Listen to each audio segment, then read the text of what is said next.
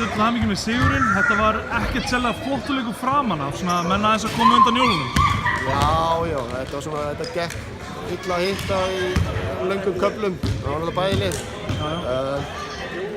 En þetta var spennandi leikur. Mjög svo, þið voruð ekki hittað ykkur einum fristi fyrir áleik. Hafðir ykkur áhyggjur af því eða? Nei, ekki þannig séð. Við sem að við myndum hitta einhvern tímann sko, en við tókum mikið af skotum í fyrir áleik og opnum skotum sem að dytta ekki ofan í, þannig að svo framalega séð að taka opið skot, það var í engar öðru. Já, herru, þetta bara sýnir bara að þetta er alltaf erfitt að vinna þetta í fristikissinu síðust. Það er já, allan spennandi leiki og það er bara þessi deildi líka bara, við erum búin að fara í erfiða leiki hérna á móti IA, Gnúpverjum, Vestra, Breiðablik, öll lið sem það er allt þetta, það er ekkert auðvelt í þessari deild, þannig að maður þarf að halda áfram að berjast.